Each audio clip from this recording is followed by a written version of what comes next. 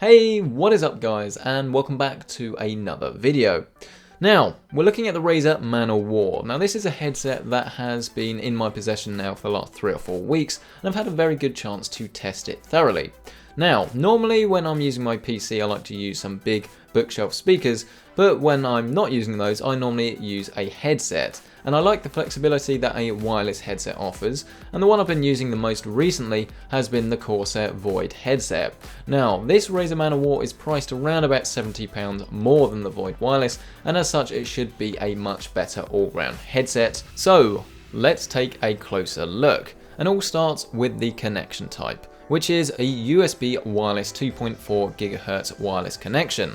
The USB cleverly stores in the headset when you're not using it, and you can extend the range by using the optional USB extender, which is basically just a 2-meter USB cord. You charge the headset via a standard micro USB connection to which the cable is provided. As we move towards the design of the headset itself, you'll find that we have Razer text etched on the top part of the headset, along with that Razer logo on the ear cups. It's definitely quite a large headset, and the round design isn't something I thought would necessarily be comfortable at first, but they do fit my ears very well. I just wish they hadn't used glossy plastics on the top part of the headset, as it does attract fingerprints very easily. Both the underside portion of the headset and the ear cups themselves are made from a layer of foam covered in more faux leather. Now, it's definitely adequate, and I mean this is a very comfortable headset to wear, and I didn't find that my ears were particularly overheating, but I do wish that both the ear cups and the headband had a slightly thicker layer of foam. As we move towards the ear cups themselves, we have a power button, a micro USB jack, and then 2 volume wheels, one on each ear cup, one for the microphone levels and one for the volume levels.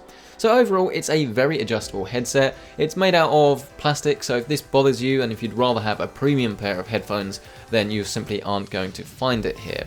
But it's very adjustable and you can fit this to your head very easily. And I have to say it's definitely one of the more comfortable headsets I have used in recent memory when it comes to comfort. But of course, comfort is only half of the story. What about the sound quality? Well, generally speaking, it's actually very good. It doesn't blow me away, and of course headsets rarely do, but I have to say it's very nice to listen to. It's not got as much bass as I would like, but you can adjust this in the software. The mids are handled very well, and the highs don't ever sound screechy. There's plenty of volume too, and the connection is very strong, so there's not really any problems. In terms of the microphone quality, here's a sample. So this is the microphone quality test on the Razer Man of War.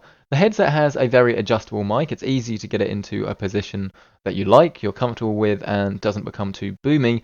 The sound quality itself, I mean, it does sound a little bit compressed, a little bit on the nasally side, but it compares actually fairly well to microphones on headsets of a similar price. It's fine for voice over IP, just not professional use. So as you can tell, the microphone actually isn't too bad at all, and for what most people are going to use it for, I'm going to say that you probably won't have any complaints.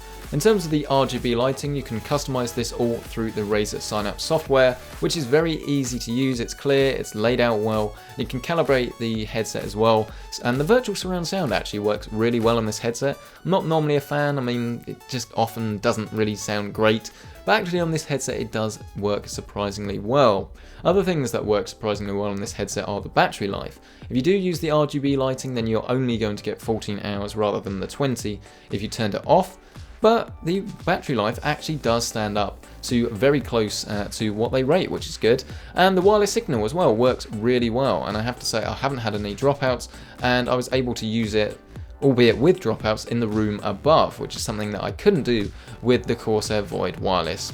So here we go, it's a wireless gaming headset that is comfortable to use. The audio quality is pretty good. It doesn't really stand up well to a £170 pair of headphones, but I don't think anyone expected it to.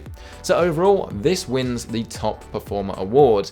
If you're willing to pay £170 for a gaming headset, this is definitely one of your best options. It's very comfortable, it sounds good, and it's got plenty of flexibility with strong battery life and strong wireless signal.